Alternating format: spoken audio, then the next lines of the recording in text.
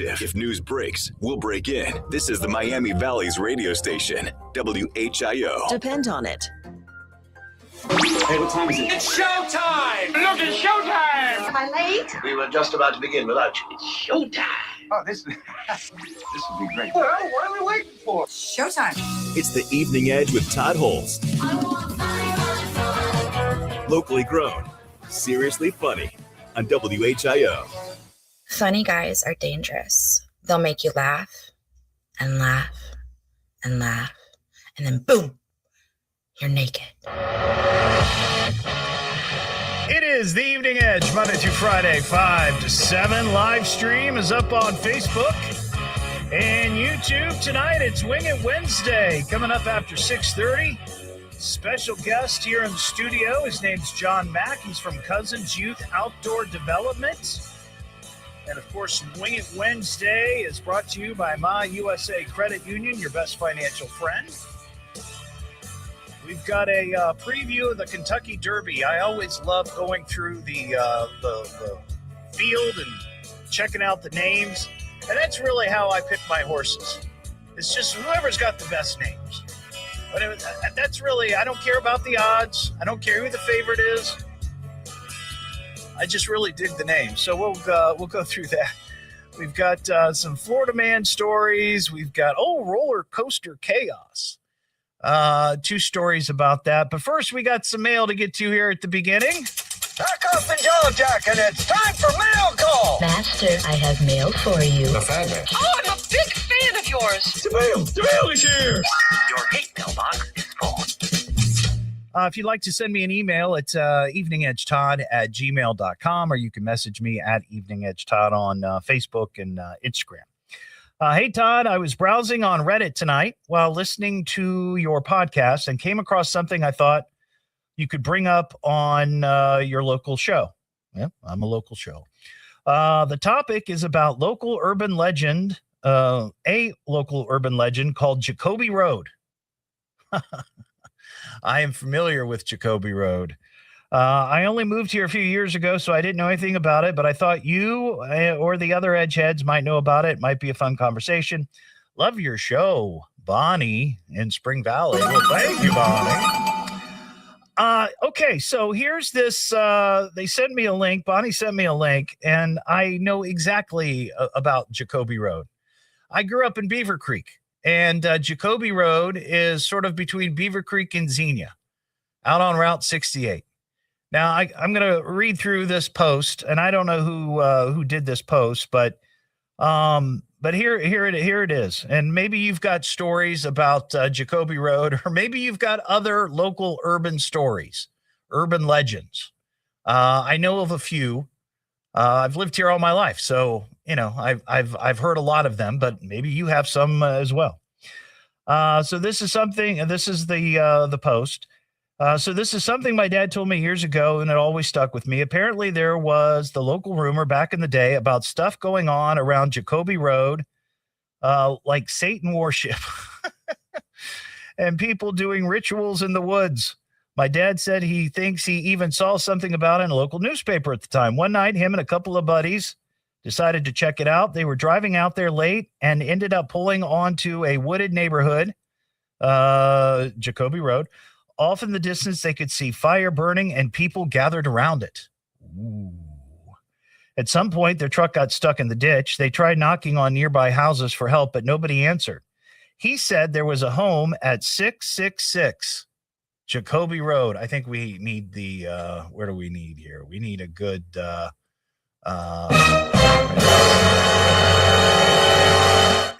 one's not bad, but I feel like we need something else. Maybe the Twilight Zone? I don't know. You just need a good sound effect to, where's my Psycho? I've had a Psycho thing in here. Where'd it go? Psycho, oh, there. There we go. That's what we need right there. Okay. Boy, that's a long Psycho stab, isn't it? No, that's long. I think that's longer than the movie. At some point, their truck got stuck. They tried knocking on nearby houses for help, but nobody answered. I mentioned the 666. So they went back and kept trying to rock the truck out, but it was getting darker and darker. Eventually, it was pitch black. While they were still trying to get unstuck, a flashlight suddenly turned on deep in the woods and pointed right at them, then shut off. That's where we need the... My dad said that's when they started panicking. Him and his friends were going all out trying to free the truck. Somehow, they finally got it out and sped off as fast as they could. He also told me of another time they went out to a place around Wilberforce and saw people around a fire again. But this time they got noticed and the group actually started chasing them. They had to run back to the car and sped away. When I was a kid, he actually drove my mom, my brother, and me out to Jacoby Road just to show me where it was a real place. Curious to know if anyone else has experiences or legends to share. Also, does anyone know about the story of Jacoby? I don't know who wrote this, but yes. So yeah, that was an urban legend that I remember hearing when I was growing up here. That it was this road out there off of 68, and if you drive back there, there's a bunch of farms, and supposedly weird stuff went on. Now, I remember going out there a couple of times with my friends and not seeing a thing. And most of the people who commented on this Reddit thread said, yeah, there was nothing. But then there was somebody who commented, and I have no way of proving this or confirming this is true. But somebody on this thread commented that was their house. That was actually their house. Now, when you see comments like that, you're just like, really? Was it really your house? What are the chances? It's possible. It's possible. I'm not saying this person is a liar. I just have no idea, no way to confirm it. Anybody can say anything on the internet. So I'm just curious if anybody has had that experience or knows that urban legend and really went out there and experienced something. Now, nothing is going on out there now, so nobody go driving out there, okay? Don't bother those people. They don't want to be bothered. But this is one of those urban legends. Now, the other one that I remember growing up in Beaver Creek was Carpenter Road, which I think is towards like Bellbrook, I think, off of maybe Fairfield. I'm not sure. I can't remember. But that was a road, and I don't know that there was anything spooky out there like Crybaby Bridge, But I do remember that kids would drive out there with the lights off at night in their car. They'd be driving out there around, and it was a very twisty, turny road, And I remember hearing stories like that, and I don't know that I don't remember doing that, but I remember hearing stories like that. The other thing I remember, and I've talked about this on the radio, and I never got confirmation on this, but there was an urban legend a long time ago that off of 725 or off of 741, across from like Cox Arboretum, down there on 741, that way back off the road, off to the east, off of 741, there was a colony, I swear this is true, of albino people who were albinos. And I remember bringing it up on the show one time and catching all kinds of grief from people in Centerville who were like, how dare you make fun? And I was like, not making fun. I was just asking the question, was this in fact a real thing? Because every town, every city has urban legends, places where you could go and supposedly there's a ghost. It's always like some bridge, somebody crashed their car and a baby fell off. It's always that. It's always that. Or like a place where kids would go and make out. Somewhere off in the woods, and some crazed killer got loose from the Greene County jail and killed it's always stuff like that. There's like a whole movie, like of all of those urban, well, it's called urban legends, I believe. So I'm just curious if anybody has any good urban legend stories about the Miami Valley. I know this is probably more of like a Halloween topic, but Bonnie here saw this today, and there are a lot of people that aren't from here originally. because of the base and all the technology and universities. They come in and they don't know all the stories from days of old. I don't know that urban legends can really exist anymore because there's so much internet that you can easily find out what the story is or what the truth is, right? But maybe there is. I don't know. Maybe someone knows. 937-957-1290. Now, we got some roller coaster news.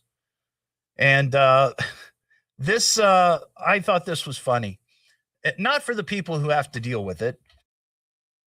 At 911, the 911 dispatch in Warren County. But apparently, and this was on WHIO.com, the Warren County Emergency Management Association or agency has asked people that when you are riding roller coasters at Kings Island, suggestion, turn off your phone or put it on airplane mode. Because apparently what's happening is that, on a lot of the iPhones, there's that feature where if the phone senses that maybe you were in a vicious accident, that it, I guess you can set it up to automatically call for help because you might not be able to reach your phone. You might be unconscious, whatever it might be. And what's been happening, or at least maybe it's just happened once, but I've heard of this occurring, that people that are riding a roller coaster, sometimes their phone will get so jostled up in the ride that it automatically makes that call to 911. So they're asking people to place their calls or place their phones on, turn them off or airplane mode when you're riding. A reason why you may not want, you definitely want to have your phone with you. I saw this story. This is also roller coaster news. This was at Six Flags in New England. This happened, I don't know when did this happen? Day or two ago, probably over the weekend. A bunch of people were riding the Superman roller coaster. It's called Superman The Ride. It's one of the park's signature attractions, and apparently it stalled at the very top of the hill. The very, very top. And let's see. The ride reaches a maximum elevation of 208 feet, travels 77 miles per hour, covers 5,400 feet of track in 90 seconds. So it's moving. It's moving, and it's high, and it's fast, But they got stuck. And according to one person, they were stuck for about an hour. And they couldn't get the ride working. So all of those people had to climb down the roller coaster, climb down the hill. And apparently it was very, very windy. That's one of those situations where you want to make sure you have your phone with you, right? Because in case you get stuck, they may not know. They might be like, what is the roller coaster stuck? What's happening? You need to be able to call somebody. But this, I thought that was kind of interesting. The phone's automatically calling for help because of roller coaster rides. Interesting. What am I listening to now? What is this? It's the Evening Edge with Todd Hollst. It's education, it's entertainment, it's fun for the entire family, and it is the most American thing in all of America. Locally grown, seriously funny on WHIO.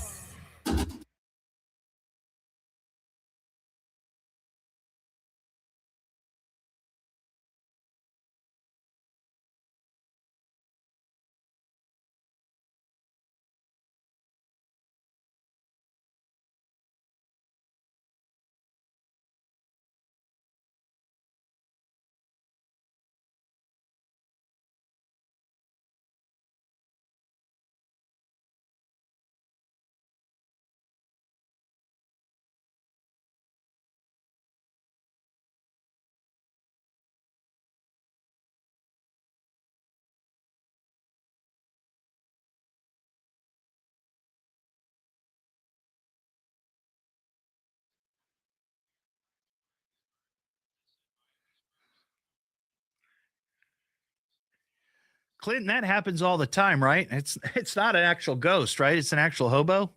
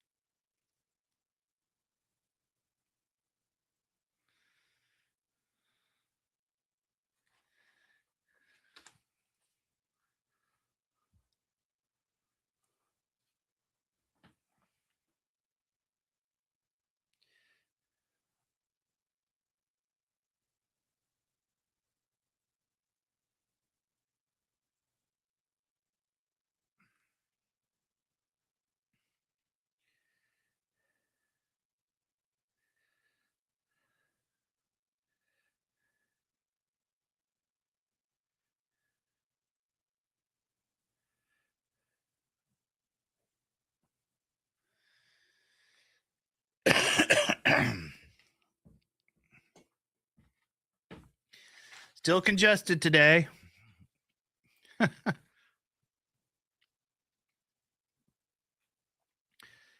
It's a methyl.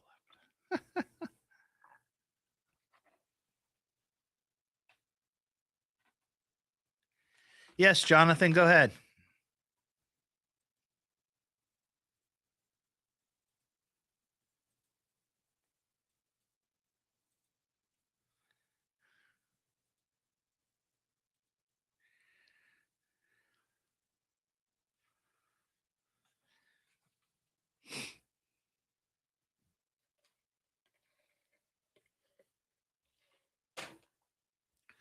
I really think that's what mine is. The I don't have like a fever or anything. It's not I know I said this last night, but I don't my throat's not sore like sore. It's a little sore from coughing. But it's and not to be gross, but it's clear, you know. So I don't think it's not an infection. Not, you know, not like a viral thing. I don't think. But nah.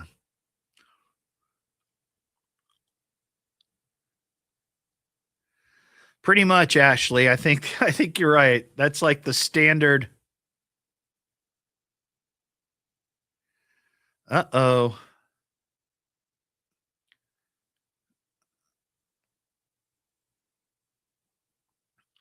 Dina, I'll have to mention that.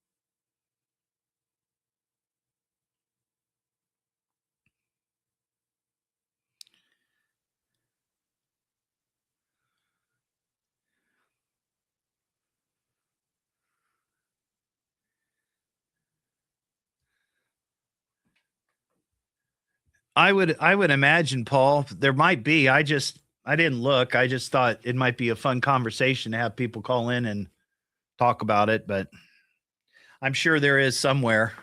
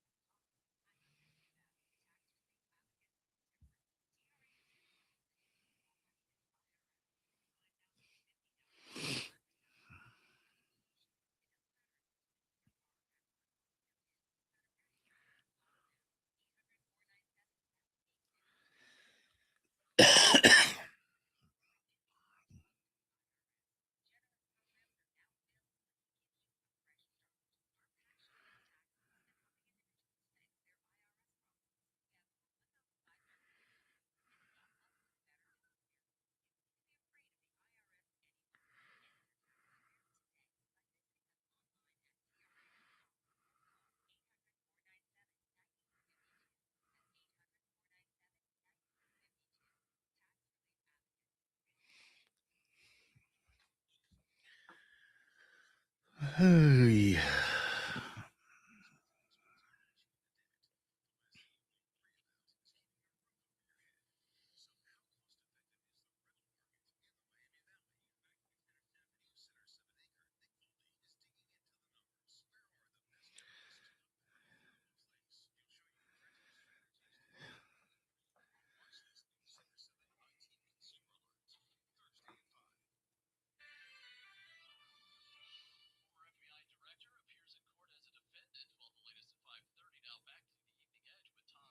1290 at 95.7 WHIO. Can we have some fun now, please? It's The Evening Edge with Todd Hollst. Locally grown, seriously funny on WHIO. Back here on the Evening Edge, Monday through Friday, 5 to 7. Live stream is up on Facebook and YouTube. Got an email about an urban legend here in the Miami Valley, Jacoby Road, out in Greene County off of 68. I'm aware of it. I grew up in Beaver Creek. And I even went out there a couple of times with friends. Never saw anything, but I thought that might be kind of an interesting conversation. If you've got urban legends in your neck of the woods here in the Miami Valley, 937-957-1290. Alex in Riverside. Hey, Alex. Hey, Todd. How you doing? Well, what's shaking, my friend? So what's going on? Got home from work, and I heard you talking about urban legends, and I had a story. Yeah, let's hear it. It says up here, Carpenter Road. I can't remember what road that's off of. I know it's in Greene County, but... I think you were right when you said it's going out towards Bellbrook. I can't remember. It's been a while. Yeah. But when I was getting my driver's license, I was going to school, driving school up there at a Wheeler. Yeah. Across from the Kroger there in Beaver Creek. Right. And I forget exactly how it came about, but I had told my driving instructor that I had an interest in ghosts and whatnot. He had told me that the driving school itself was haunted. I kind of believed him because I think I had an experience in the basement there, but wow, that's a different story. Why were you in the basement? It was a Saturday. We needed to grab something from the school, so we had to go downstairs. Oh, okay. We went upstairs to do something, and I was down there by myself, and I could have sworn I heard a woman talking to me. That's what it was. Turn on your signal. That's what it was saying. That's how it all came up. I was down in the basement. I had told him I had heard a woman talking to me down there. Like I heard the voice of a woman, and he said, "We're the only ones here. There's nobody down here." And then he had told me that several years ago, before then, one of the instructors had fallen down the stairs, was taken to the hospital, and later died of her injuries. Oh, wow. And so we both just kind of looked at each other. Wondered if that's it. Yeah. Hey, Alex, hang on. I want you to talk about Carpenter Road, but we got it. We got the news. Hang on the line real quick. Hold on. Okay. No problem. Yeah. I want to hear that story because I'm very aware of Carpenter Road as well. It's The Evening Edge with Todd Hollst. I love this show. It's fun to listen to. Locally grown, Here in Dayton. seriously funny He's a crackpot with wild ideas. I'm puzzled by the whole thing. on WHIO. Live from the WHIO News Center, this is Miami Valley's News at 5:30. Our top local story, President Trump isn't in a rush.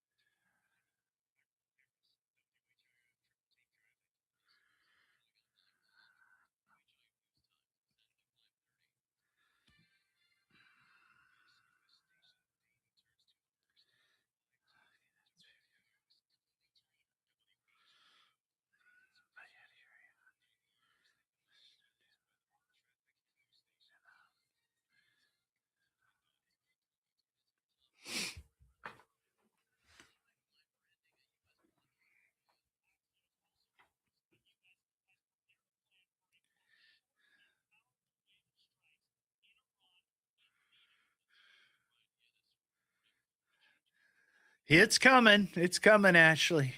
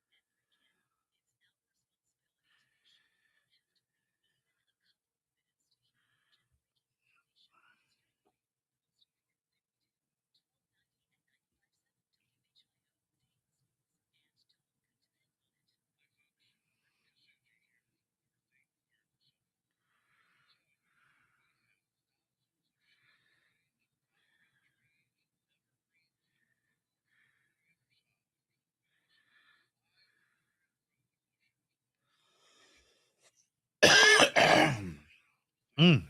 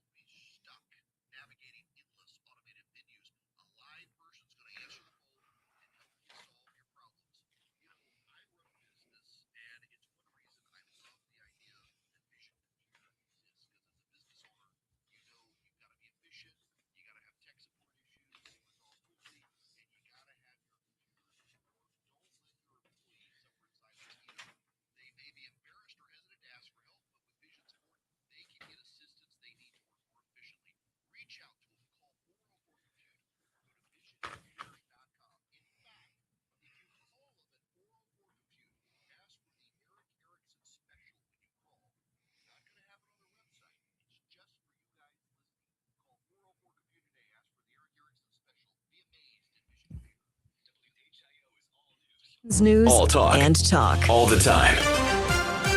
The WHIO News Traffic and Weather Center is active. If news breaks, we'll break in. This is the Miami Valley's radio station, WHIO. Depend on it.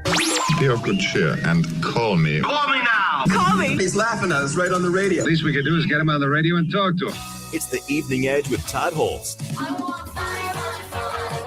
Locally grown, seriously funny on WHIO. Back here on the Evening Edge, Monday through Friday, 5 to 7. Live stream. It's up on Facebook and YouTube. Off the live stream, Dana in Springfield says that there's a car that hit a church and then took off, and there's video of it. So we may have another car into a building incident, and there's video proof, but we're going to research that. 937-957-1290, and we're talking to Alex in Riverside. All right, Alex, finish your story about Carpenter Road. Oh, yes. Okay. First of all, can you hear me okay? Yep, you're good. Okay, cool. I had to switch headsets. Anyway, so I had said that, I was at that driving school. I had a supernatural experience in the basement. Right, yeah. When we had left the building and got into the car, I was going to be driving. The teacher had asked, have you ever heard of Carpenter Road? And I said no. Right. And he said, well, that's where we're going to go. You're going to drive us out there. And I said, okay. And so he had me drive down there, and he was telling me the story, right, about the reason behind why it's like supposedly haunted or whatever. Yeah. I won't go into details because it's family friendly radio. Well, I want to know. That's what I want to know. Why is it? Okay. Why is it? I've never heard the story about Carpenter. I will clean it up. Yeah, keep it clean. I don't know how accurate this is because I haven't fully. Right. Well, it's an urban legend. Right. So who knows if they're true? But supposedly on that road there was a family who lives in one of the houses. And I guess one day the dad went crazy, off to the whole family, with an axe, and then took himself outside and hung himself from a tree. So that's why I thought Carpenter Road was just because it was twisty and curvy. I didn't think it was haunted. From my understanding, it's haunted. Interesting. And so the instructor had taken me down the road, and it is very twisty and curvy, and very, very rough, especially when you're a first-time driver. Yeah. But he showed me the tree where supposedly the dad had hanged himself. Yeah. Interesting. This is like broad daylight, so like there was nothing. It did kind of give me a bit of a eerie feeling. Yeah. But I later, after I got my license, I went out there by myself in the middle of the night just to see. I wasn't going to disturb anybody. Wasn't going to do anything. Yeah. But I drove down there. I turned the car off, turned all the lights off. Yeah. And I will say, I feel like I felt a presence. Like there was somebody there who didn't want me there, but I didn't see anyone. And it was very, very. Wow. But yeah. Carpenter Road is supposedly haunted. All right. Well, that's a good urban legend. Thank you, Alex. I appreciate that, buddy. Yeah. Have a good one. No problem. Let's see. We got Steve and Troy. Hey, Steve. Hey, bud. How are you? I'm good. You got a spooky urban legend? Yeah. I just want to start off by saying I listen to your show every day, and I love you guys. Oh, thank you. I appreciate that. Try to keep it light here. Light and fun. Hey, you ever heard of 10 Wilmington Place over there? Oh yeah, over there? Yeah. It's not far from here. It's now it's a retirement home, but at one time wasn't it was it an asylum? I believe so. I'd always grew up in that area in Riverside. Parents live over there by the Air Force Museum, and I'd always heard that place is haunted. Yeah. Well, I got a job one time at Salvation Army as one of their truck drivers a long time ago, and one of the donation pickups I had to do was down in the basement, and they have storage, kind of like chicken wire with 2x4s that they've sectioned off for storage for the people that live there. Yeah. And we were told that there's still shackles and chains down there before we got down there.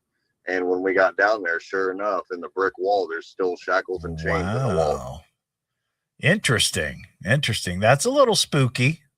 For sure. A little bit. Yeah. The other story that I've heard is all throughout growing up, we know that Woodland Cemetery is one of the older cemeteries in Ohio. Oh, yeah. I've heard that from a long time ago, that there is a werewolf buried underneath a large boulder on the property there. A what? What'd you say? Supposedly a werewolf a long time ago was buried under a werewolf? That's what the legend says. A werewolf. Wow. I've lived in Ohio since '96, and I've always heard that. Interesting. I've never heard the werewolf. I've heard that there's that headstone of it's like a little boy who passed, and there's a dog, and there's something spooky around that, but I've never heard of a werewolf. I have heard that one. I've also heard of the usual lady in white there, that all places have a lady in white story. Yeah. That's pretty standard. All right, Steve, I appreciate it, buddy. Thanks, man. Those are good ones. 937-957-1290. We got us started on this was this email I got from Bonnie in Spring Valley about Jacoby Road, which is out in Greene County off of 68. And the urban legend is that there at one time were Satan worshipers out there, and they'd be dancing around the fire at night, and kids would go out there, looking to see what's going on, and they'd get chased and the whole deal. And I remember that as a kid, that was the thing. But I know there's other urban legends, but every little town or city has urban legends. 937-957-1290. Well, this weekend it's the Kentucky Derby. In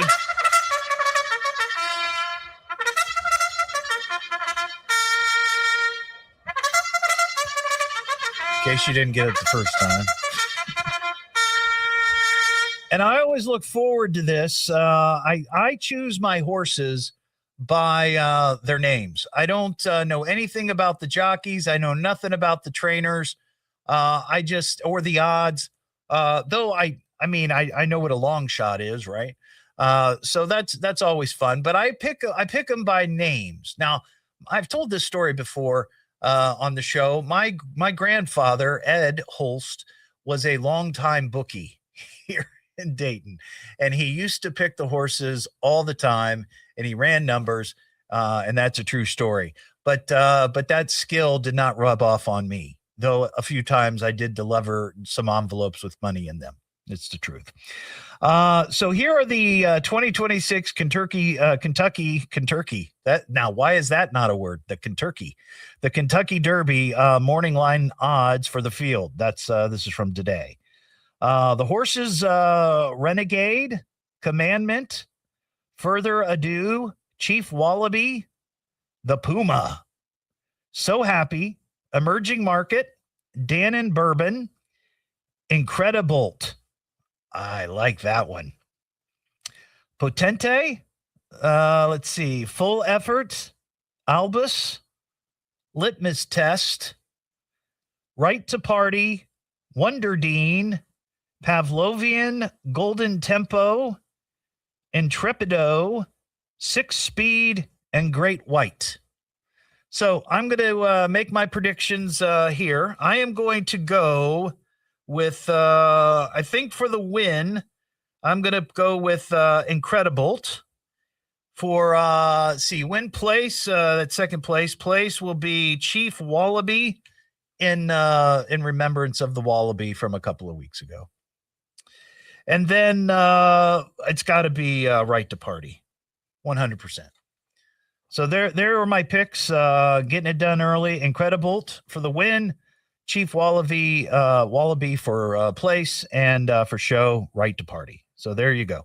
It's the Derby is on Saturday, and I think post time is at 6:57. 937-957-1290. We got Carol in Dayton. Hey, Carol, how you doing? I am doing fantastic. All right. You got a spooky urban legend? Well, you were talking about Woodland Cemetery. Yeah. Woodland Cemetery, and you said, oh, everybody has a ghost in white. Woodland Cemetery, it's a girl in jeans. A girl in jeans? A girl in jeans. And wait. Hold on. Did you say jeans or chains? Jeans. Oh, jeans, like Levi's. Jeans. Yeah. Oh, okay. So like a Levi's and a t-shirt. Yeah. Oh. Do we know who she is? We do not know who she is. The funny thing was, and I've heard about her, but never saw her until one day I was having a very bad day. I was at UD and was not doing very well. And I went down by the duck pond there. Oh. At Woodland Cemetery. Right. And I was just sitting there and I was crying. Wow.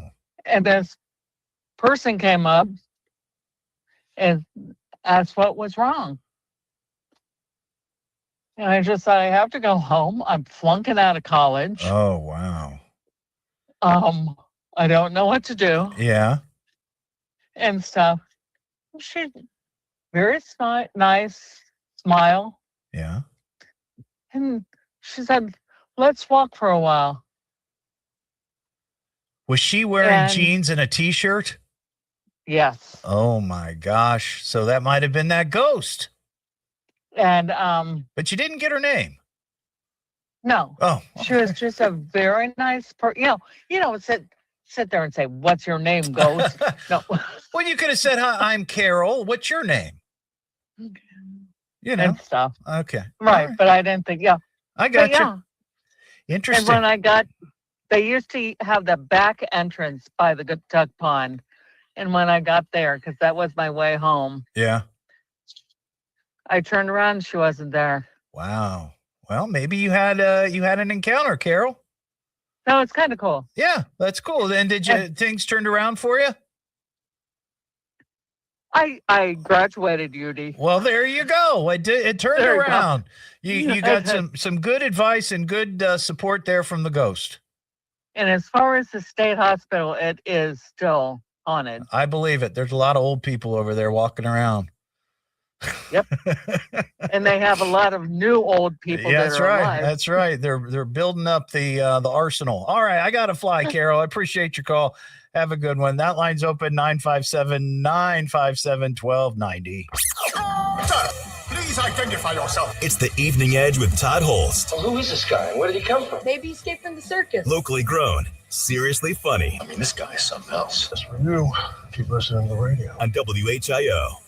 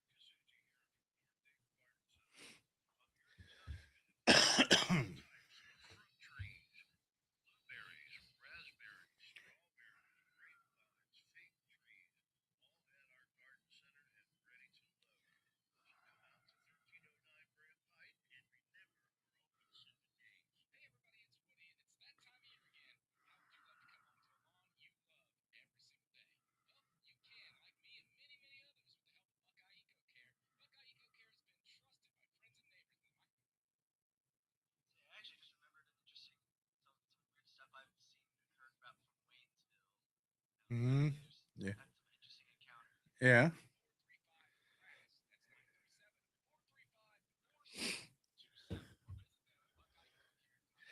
Yeah, I've heard that there's a number of places that are haunted there.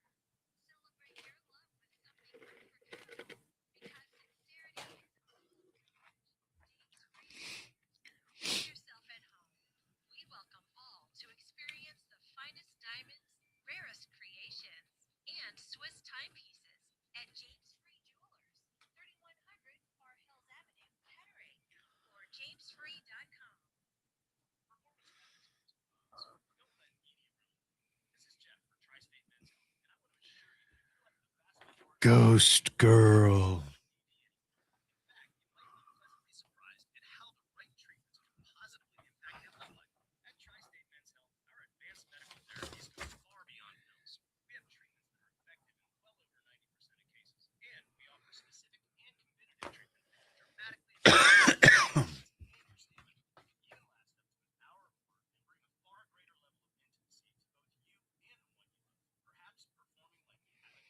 So call us today and find out why our advanced treatment strategies offer so much more.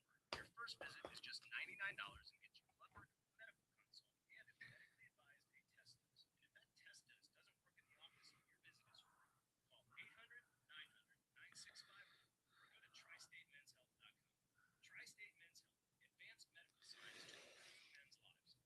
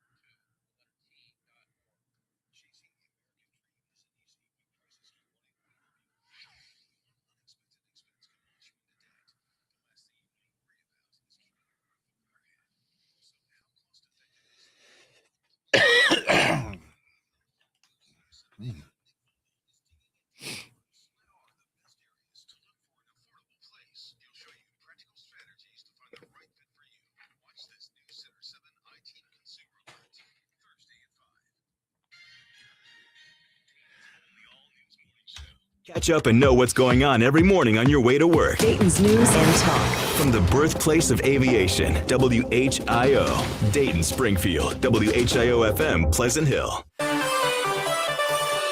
Man is shot in Dayton during an argument over a parked car. We'll have the latest at 6. Now back to the Evening Edge with Todd Hollst on 1290 at 95.7 WHIO. We are going to have mad fun. It's the Evening Edge with Todd Hollst. Locally grown, seriously funny on WHIO. Back here on the Evening Edge, Monday through Friday, 5 to 7. Live stream up on Facebook and YouTube. Real quickly before the news, Ethan in Dayton. What's going on, Ethan? Hey, how are you, sir? I'm doing well. You got a urban legend for us? I do. I don't know the facts behind it. Somebody will probably call later and give you a better story. But the Witch's Tower on Patterson Road in Oakwood by the Kettering Community Golf Course. Yes, I've been by there many times. Yeah, pretty spooky. So when I was a kid, so I guess the legend is something about a witch. It's a very old tower, maybe even back to Revolutionary War times. But somebody said something about a witch and about lightning, and I don't know if it was the witch who died or kids who died, but something bad happened in the tower, and it's very creepy. Yeah. When I was about 10 years old, maybe 12, 13, I went up there with a bunch of my friends. We had one of those big, really heavy VHS, like home VHS recording cameras. Yeah. You remember what I'm talking about? Yeah, I know what you're talking about. A little about. eyepiece that goes to the side. Yeah. Anyway, so we took that with us on bikes, and we get there, and I take the camera up, and I'm filming, and I'm talking, and there's a little bit of chatter in the background, like from kids down the hill. Yeah. But anyway, we walk around it. I introduce it. Nothing really creepy happens. It's during the day, but I go home later, and I put the VHS tape into the VCR throwback, right? Yeah. And so it plays for about 30 seconds. You hear me say, this is the Witch's Tower. It's in Oakwood, blah, blah, blah. And about 10 seconds, 20 seconds in, it starts going, and you did this shit. And like this really, slow motion, totally scary. My buddy, who was 12, I think, he literally screamed like an 8-year-old girl and then ran after it. To this day, I have not finished that tape. So I don't know what's on it. Ethan, do you still have it? I know. I know. I got to find it, man. You got to have a reunion and have your buddies over, and ittle be like Stranger Things. You know? That is a great idea. Awesome, man. Thanks, Ethan. That's a great story. Thank you, man. What am I listening to now? What is this? It's the Evening Edge with Todd Hollst. It's education. It's entertainment. It's fun for the entire family. And it is the most American thing in all of America. Locally grown, seriously funny on WHIO.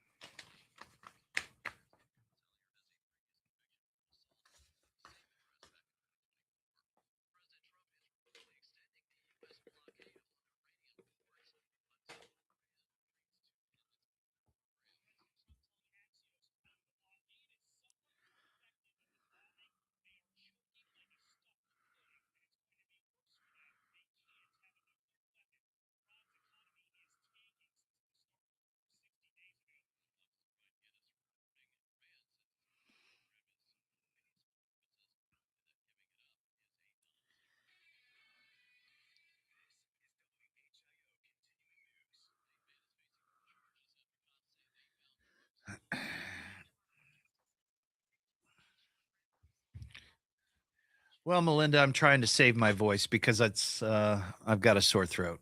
So sorry, I'm not talking during the commercial breaks.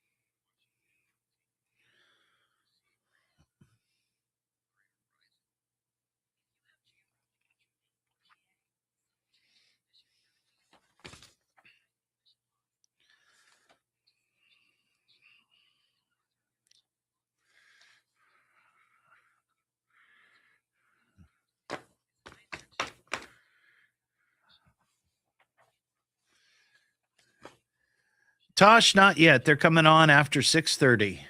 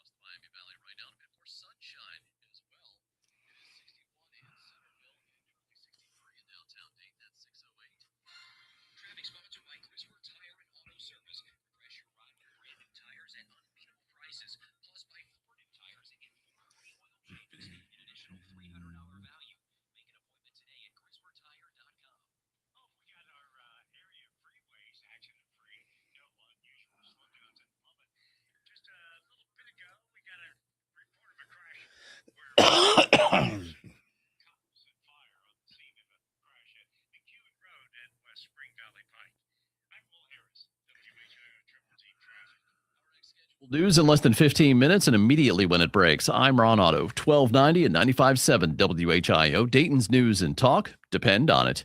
WHIO is all news. Dayton's news all talk. and talk. All the time. The WHIO News Traffic and Weather Center is active. If news breaks, we'll break in. This is the Miami Valley's radio station, WHIO. Depend on it. You guys want the radio on? Okay, I see we need to kill 2 hours. Who is this clown? First name, Todd. That show, off the radio. Do you listen? He makes me laugh. He's tolerable. You can hear for yourself. 5 o'clock every day. It's the Evening Edge with Todd Hollst. Locally grown, seriously funny on WHIO. I'm William Shannon. I've done a lot of things in my career, but this takes the cake. This is so cool. You, Todd, today, it's all about you. This is phenomenal. You made parole. It is the Evening Edge, Monday through Friday, 5 to 7.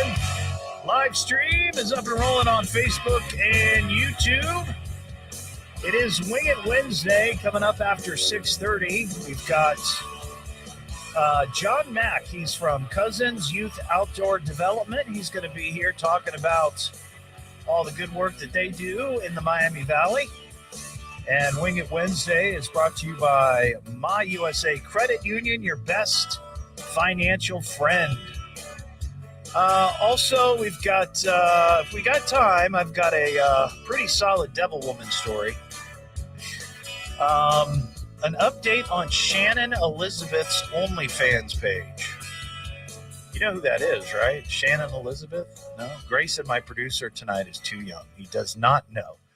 Go back and watch American Pie, the original, okay? And then you'll know exactly who Shannon Elizabeth is. But the first story we're going to get to this hour is about some hero kids on a school bus. You're a hero. We could use a hero. You're a hero, man. A real hero. He's a hero. Now go be a hero. You're a real hero. Still my hero. This unsung hero. You're a hero, buddy.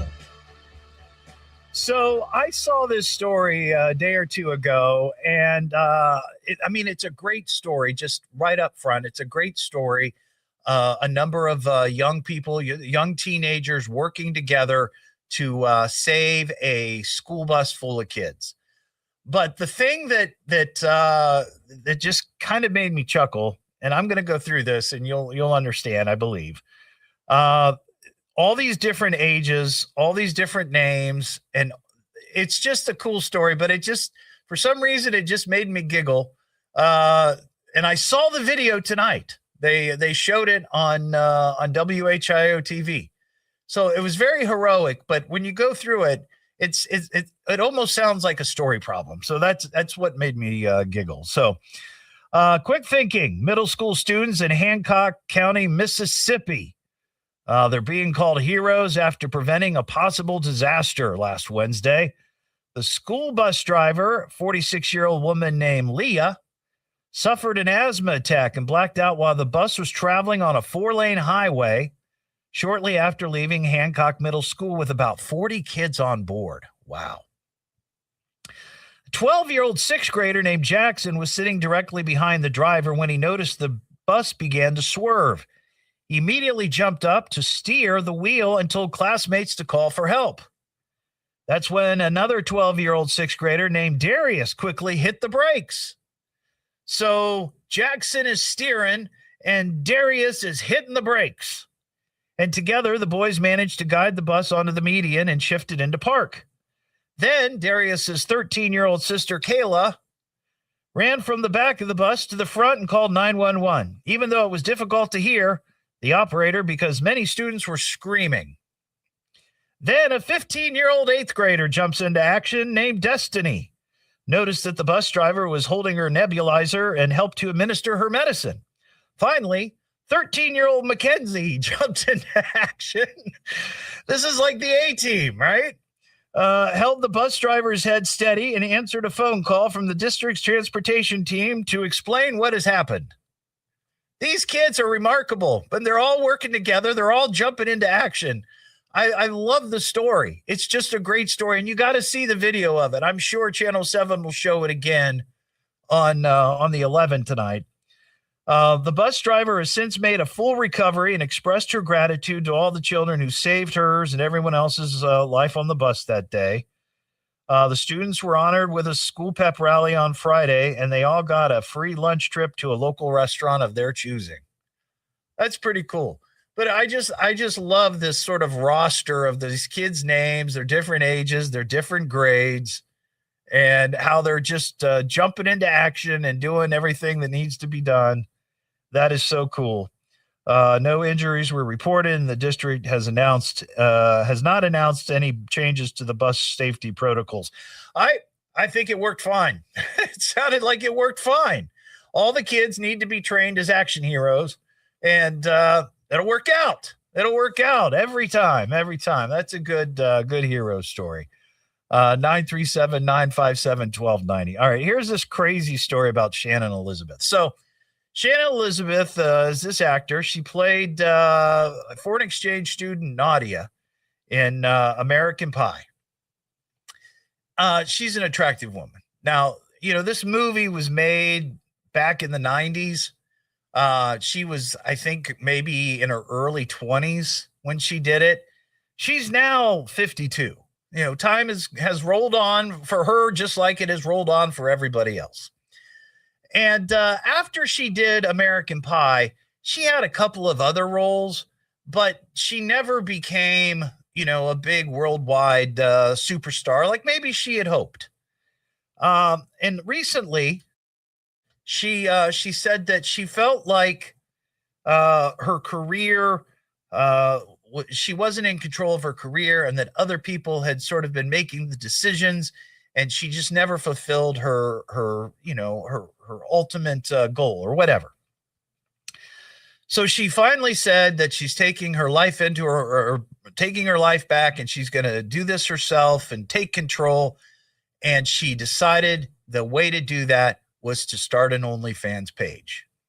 Now, if you don't know anything about OnlyFans, it's a platform where people can get on there and get followers and get paid for certain videos and certain things that they do. Now, most people know OnlyFans as being an adult site, but it's not just an adult site. There's other people on there that do things that doesn't include that. And Shannon Elizabeth is one of those. She doesn't do anything adult oriented or pornographic or anything like that. She's just on there posing and talking and doing whatever. The only reason I bring this up is because she just launched this like last week, and we talked about it. I forget what day it was. It was either Monday or Tuesday. That was like her first day. In the first week on OnlyFans, Shannon Elizabeth has made over $1 million in subscriptions and payments from people who are interested in her life and career. That is crazy. Over $1 million, 1.2 million in the first week. Now, that is, I'm sure it's going to trail off, right? Because there's going to be curiosity at first, and people are going to be like, hey, what's this about? But eventually, people aren't going to care. But still, to bank $1 million in your first week on OnlyFans, that's pretty good. That's pretty good. But she's not doing, like I said, she's not doing anything, adult or sexual or anything like that. She's just, she's just doing her thing. She's just being Shannon Elizabeth, probably sharing recipes and makeup tips, dance moves, whatever. But that's, she sees she was in American Pie, Scary Movie, and Jay and Silent Bob Strike Back. Those were good movies. But that's impressive. 1.2 million. Randy the trucker in London, Kentucky. What's going on, Randy? Well, I have a story for you. Okay. About the legend of Todd. Oh, Lord. Todd was heard all over Ohio, especially around the Miami Valley area. Randy, what are you doing? Anywhere you go, you can hear him. And even you can hear him in your car, you can hear him at your house. You can even hear him all over the world on iHeartRadio. And then one day his so-called wife his so-called wife turned him into turtle soup. That was the end of Todd. Okay, Randy. Hopefully he's not driving today. Man, oh man. What am I listening to now? What is this? It's the Evening Edge with Todd Hollst. It's education, it's entertainment, it's fun for the entire family, and it is the most American thing in all of America. Locally grown, seriously funny on WHIO. I'll be back.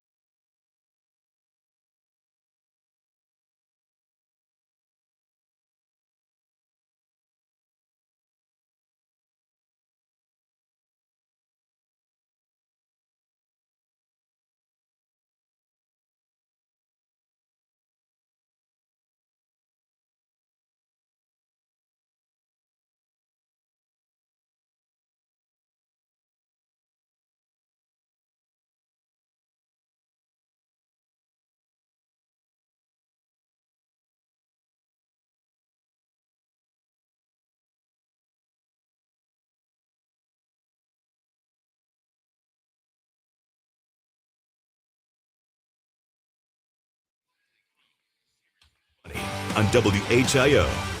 Get away from me, devil woman! She's just a devil woman with evil on her mind. Beware the devil woman, she's gonna get you. She's just a devil woman with evil on her mind. Beware the devil woman, she's gonna get you from behind. Back here on the Evening Edge, Monday through Friday, 5 to 7. Live stream is up on Facebook and YouTube. So we've got a devil woman story. This is making the rounds. Holy cow. The crime happened in 2024. This was in Long Island, New York. 35-year-old woman by the name of Kiona Waddell was found guilty of throwing a homemade stick of dynamite at her boyfriend while he was sleeping. So these two lovebirds, apparently, they had gotten into some sort of argument. And according to the story in the New York Post, the suspect and her boyfriend left his apartment, but he later returned and fell asleep. The victim later woke up to a hissing sound and noticed a flame on the ground that he was unable to extinguish.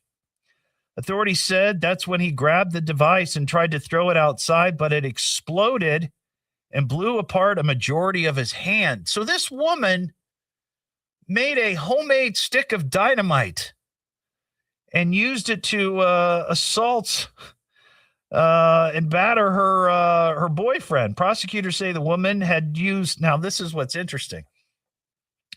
Prosecutors say the woman had made threats that she would use dynamite against the victim several times in the month leading up to the incident, but he reportedly told authorities that he just never expected she would follow through on it. And I got to be honest with you, unless he knew that she knew how to make dynamite or was into dynamite, I mean, I wouldn't think my wife or girlfriend or whoever either would be able to make dynamite. Right? That's crazy.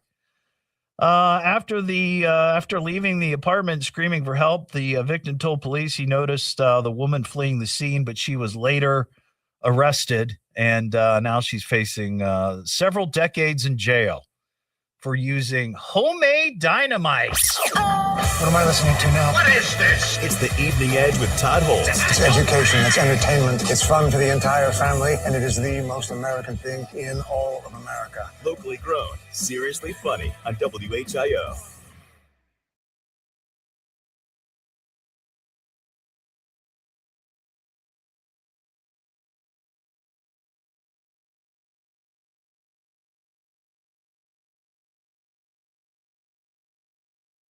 And we'll talk a little bit, but save most of the stuff you want to talk about for when we get on the air. Okay? All right. Okie doke. There's John, everybody. Say hello to John. Be nice to John. John brought me a big bag of wings and some pub fries. Holy cow. Yes, sir. So when we get on the air, John, bring that mic close to you. Bring it up right to your mouth. Okay. Yeah. You can, if About you right need there. to come in a little bit too, you can. But About right there. Does Yeah. that look good? Yeah. All right. Perfect. Cool. Perfect. Well, one of our mantras is we are a firm believer in take care of the people that take care of us. So, Well, that's a great mantra. I like that mantra. yeah. So All right. So they have a big announcement tonight. I don't know what the big announcement is, but he's going to be on and he's going to share it. yeah, pretty excited about this one. This one, we've been waiting on this one for a little bit.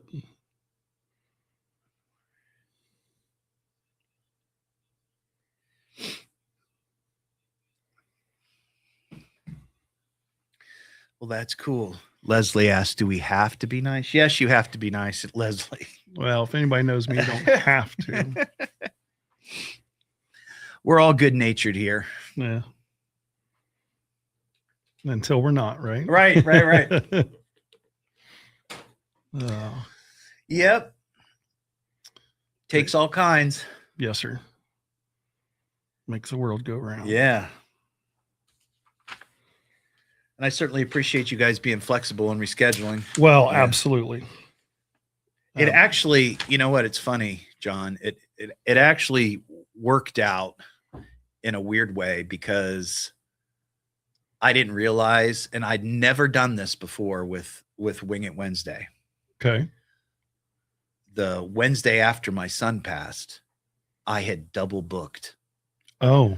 I had told you that date, but Yes. I didn't put it on my calendar like I always do. And then like a week later, somebody else asked for that date and I said, oh, there's nobody there. So it just worked out.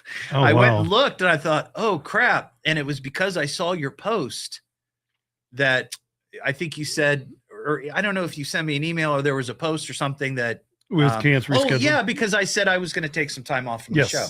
Yes. And I was like, what? Oh crap. And I went back and found the emails and I'm like, Yeah. Yeah. but yeah, so I'm glad it worked out. So I Well, appreciate it. Yeah, absolutely. Absolutely. Oops. And that's why we're not in the NBA. That is right. Let's see, I'm a righty. So I usually shoot like that. There I it is. usually do well. When I go left, I can't. Yeah. I got you. Oh, my sister's watching. Uh-oh. She said, it was funny. She said, somehow I knew you were texting me. I don't know why. She didn't. Oh, I know why. Because I said that. Well, no, I didn't. But I didn't know that you were from Honda. Yeah. So I wouldn't have said that. So I don't know why. I don't know. Maybe she just had a feeling. I don't know. Intuition. Yeah. Women are good with that. Yes, they are.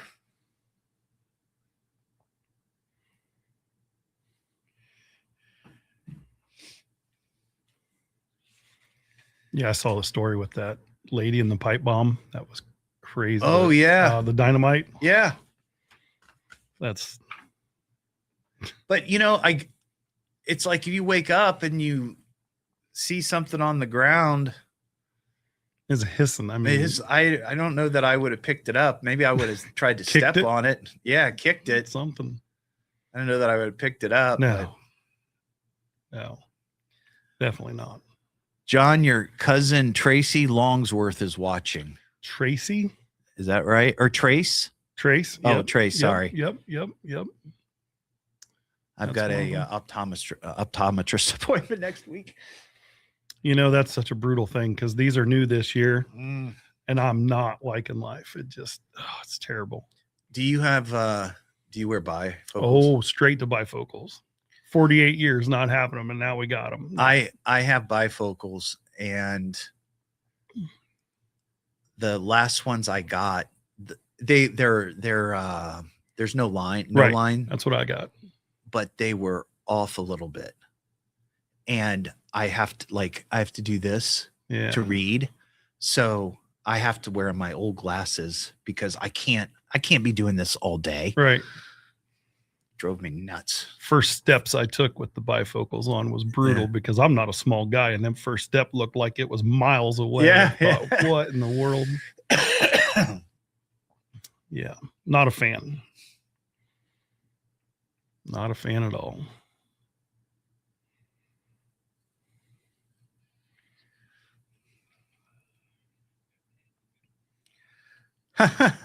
My sister says, I could see you were texting someone and I just knew it was me. I can't explain it.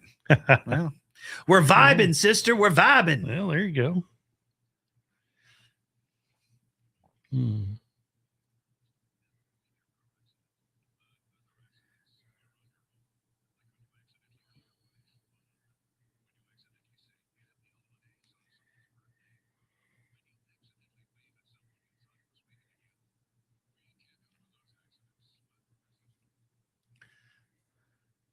All I could think of when I saw the picture of the shooter down on the carpet at the hotel was like, boy, I bet that carpet's dirty because his face was right in it. Yeah.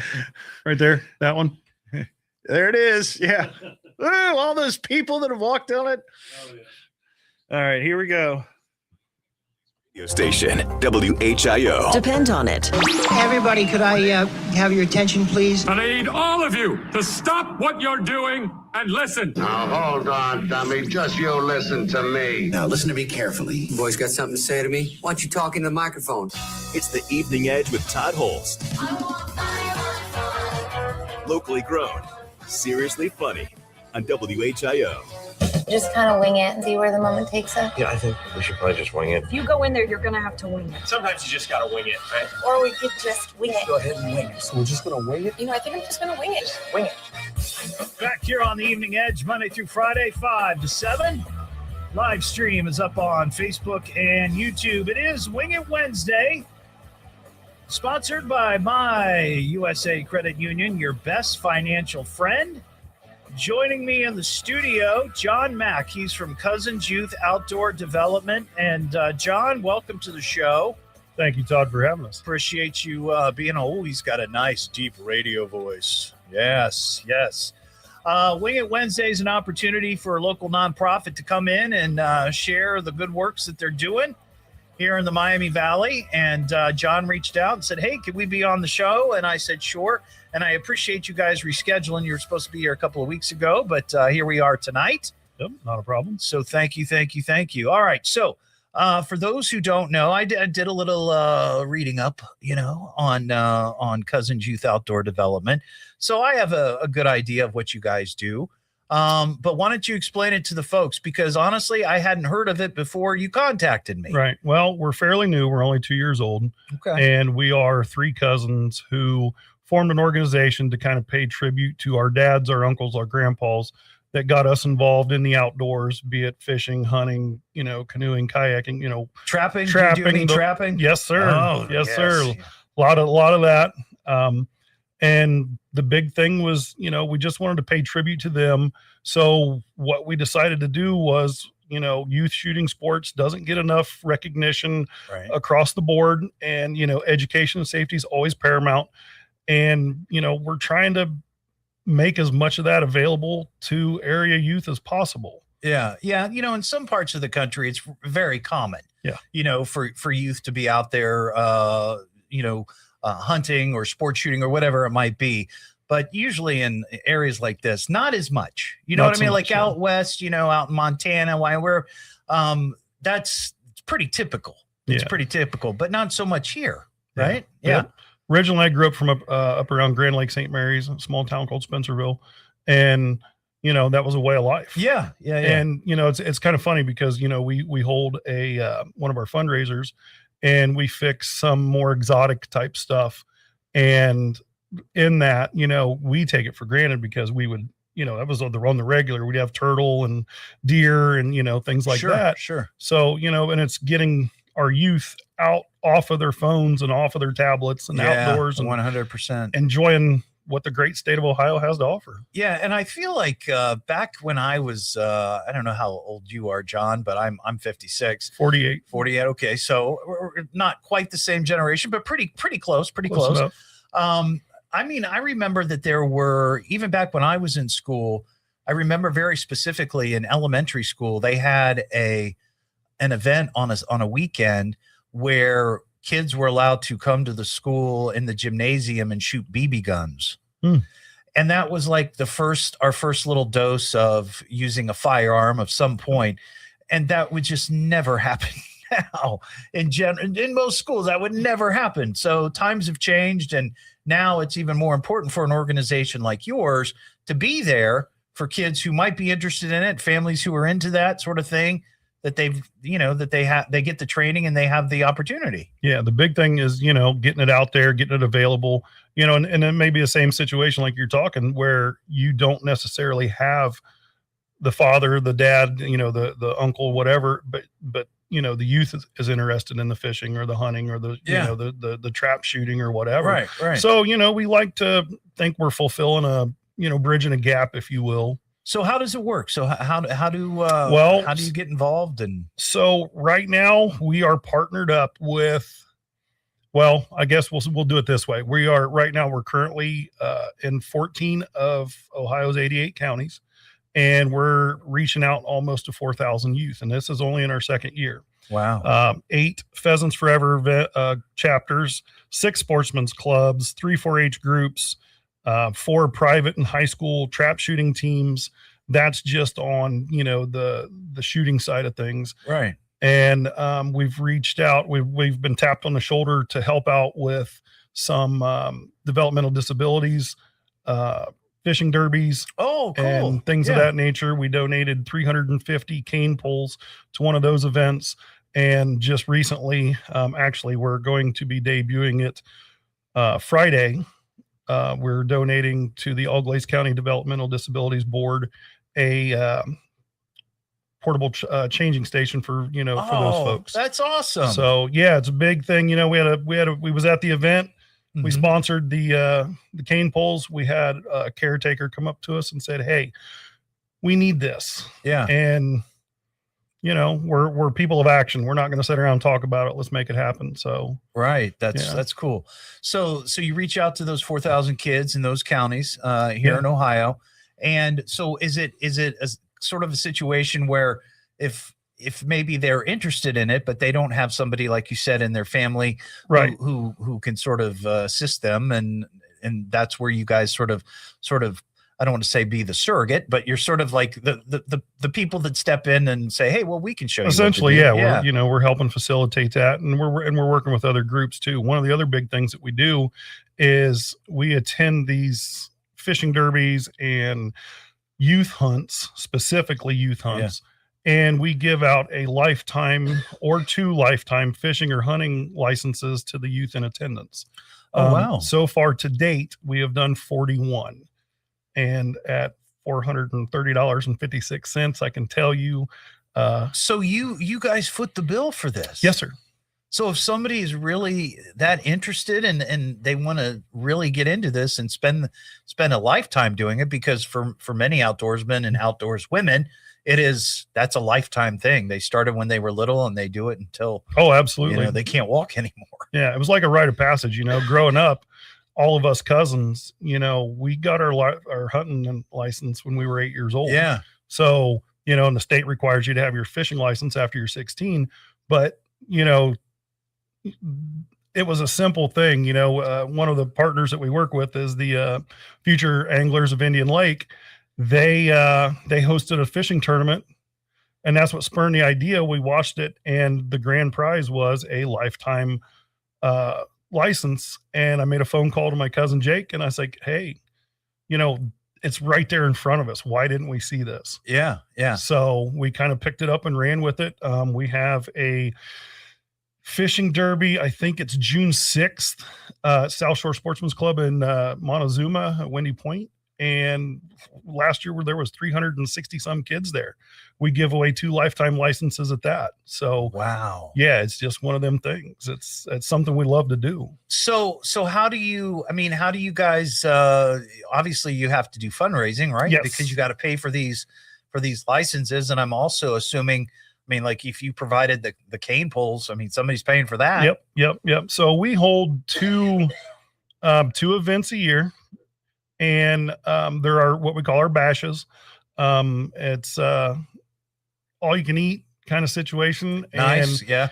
We do a massive gun raffle at our big bash we had last September. It's coming up this September 12th, to All-Glaze County Fairgrounds in Wapakoneta, Ohio. We raffled off something like 140 some guns in 4 hours. Wow. And that's, what helps fund us. Yeah, that's all. And these guns are probably donated, right? We have a gun shop that we work exclusively with. It's Hessling's Range and and Firearms. So you probably get a deal, and then Yep, they come in, facilitate us. Some of the greatest people you'd ever want to work with. They definitely take care of us. Like I said earlier, one of our mantras is we take care of the people that take care of us. And I'm going to tell you what, they take care of us on a level like no other. Sweet. So you got hunting and fishing. Those are the 2 obvious things, but you mentioned trapping. Yes. So how many youth come along and say, "Hey, shooting the gun sounds great, and casting the fly sounds wonderful, but I really want to go trapping." Well, unfortunately, trapping has lost its luster over. Really? It's man. Back in the day, you used to be able to sell the pelts, and you could actually make a little bit of spending cash, for your fruits of your labors, I guess. But it's becoming a lost art, unfortunately. And the big thing is people want to consider it as inhumane and cruel and such, but you got to understand the conservation side of things. Sure. Yeah. I totally get that. One of the things that we absolutely try and push, and it just, you want to see more people take an ear to it. Yeah. Yeah.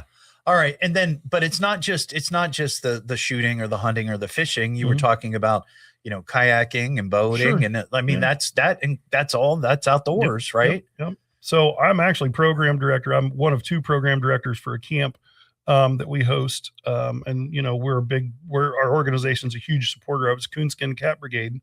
And that is Ohio's best kept secret because, we don't advertise, but we always have a full camp. Yeah. And it's heavily based around, firearm safety, conservation, things of that nature, and the Division of Wildlife's heavily involved, and it's amazing. I've been a part of it since '87. And do they all get their own coonskin cap?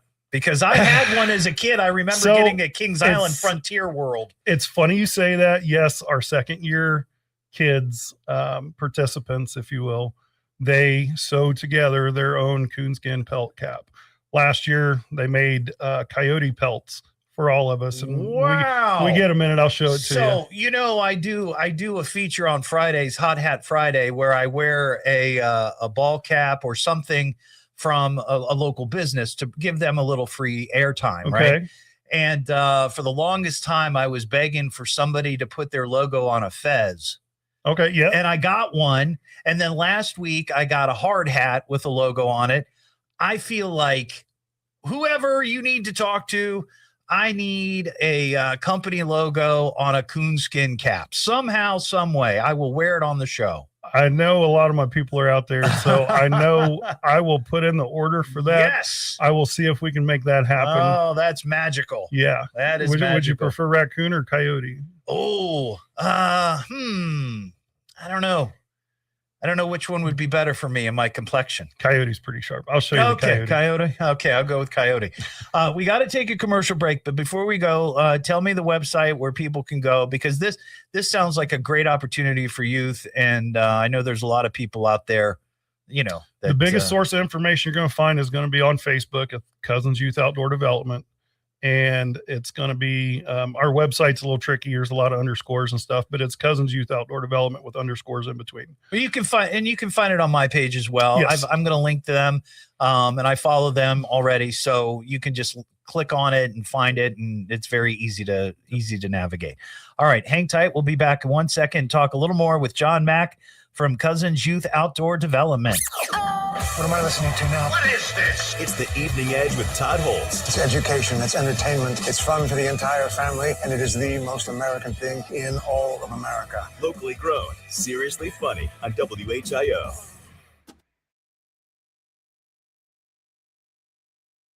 You are a pro at this. That's the first time I've ever done it. Well, you did a great job. Well, when you're around as many people as we are with this, you tend to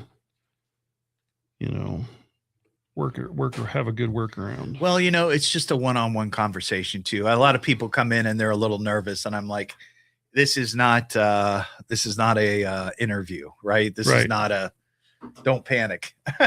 There you go. I sent it to you. It's just a little fun. Yeah. I sent you the coyote pelt. Oh, cool. Oh my gosh, that is awesome. Right? Yes. That is sweet. So we can do our big announcement here in a minute? Yeah.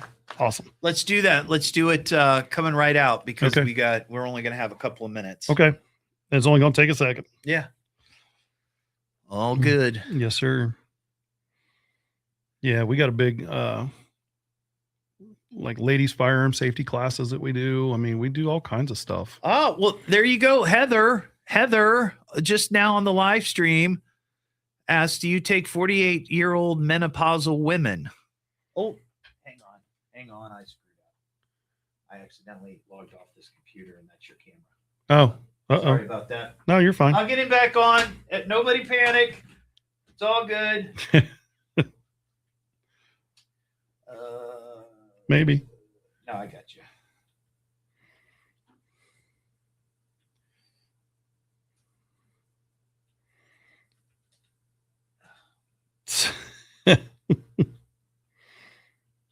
That's funny.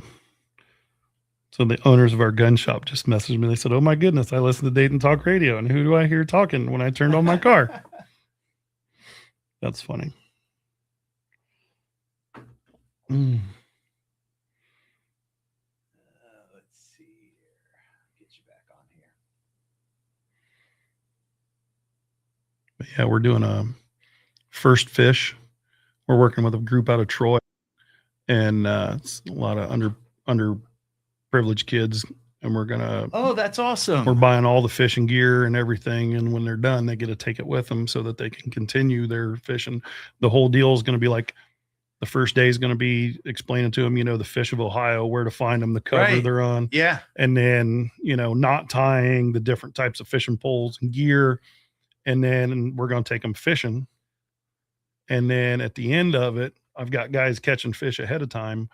We're going to do like a big fish fry like we had when we was kids. And, these kids maybe never had it like that. Yeah. So That's awesome. yeah. That's so cool. So it's so much fun. Yeah. So much fun. When I was in school, they sent us, it was more of it was outdoor education, but it was more of like, it was out in Yellow Springs. It was at Glen Helen. Okay. Yep. I've heard of it. Yeah. And it was very, biology heavy and plants, and, I hated it. I hated it. But if it had been, something a little more adventurous, yes, I would have been all over it. But yeah, it was.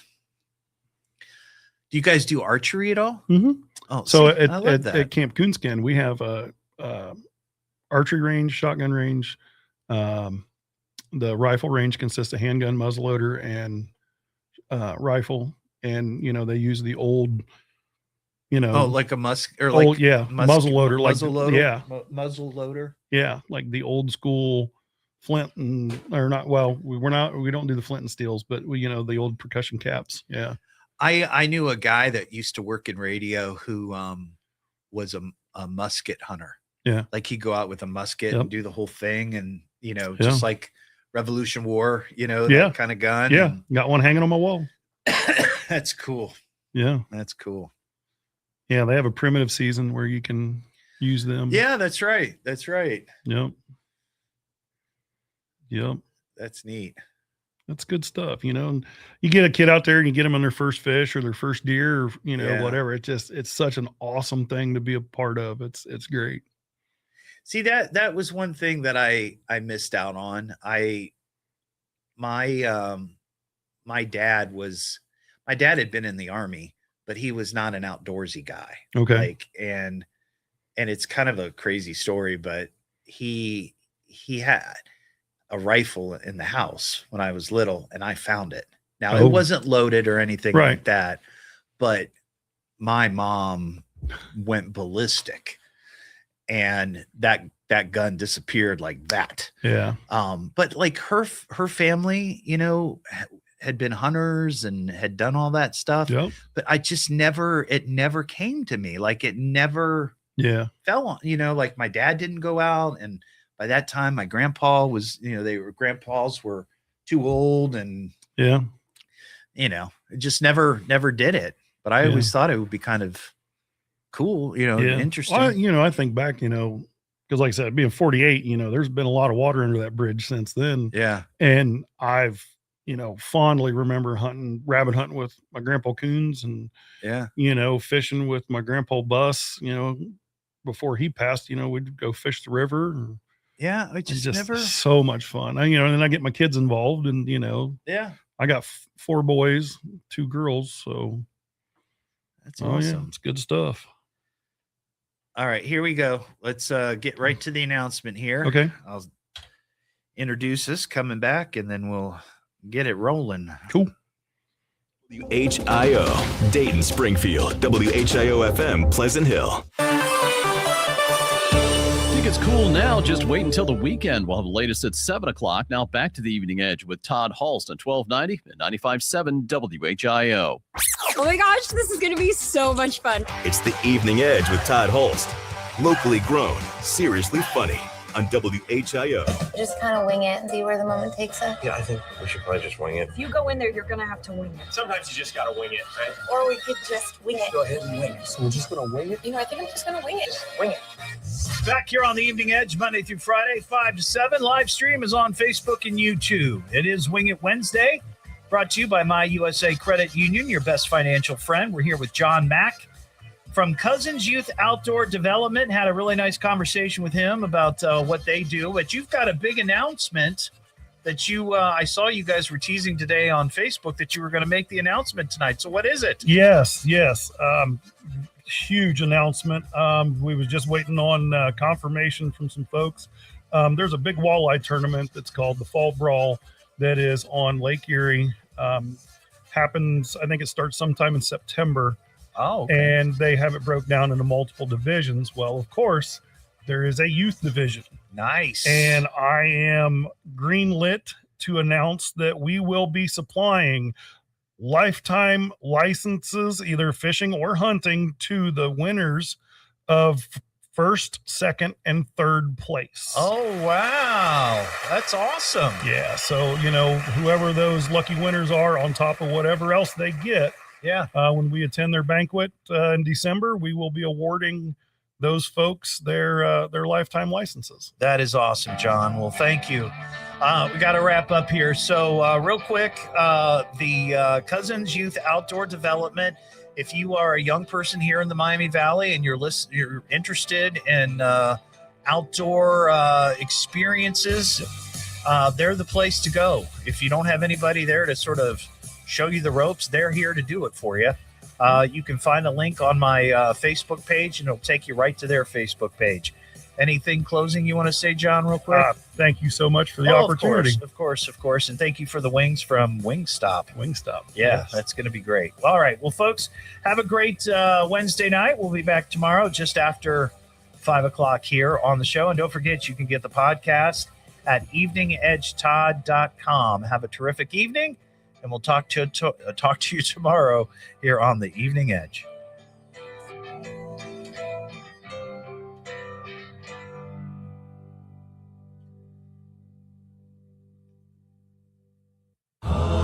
And with that, folks, I thank you for listening. Thank you for listening. Thank you for listening. Thank you for listening. Thank you for listening. Thank you for listening. Thank you for listening to me. Thank you for listening. Listen, I'm probably making a bigger deal about this than I need to. Thank you for listening. Thank you for listening, and we'll see you again soon.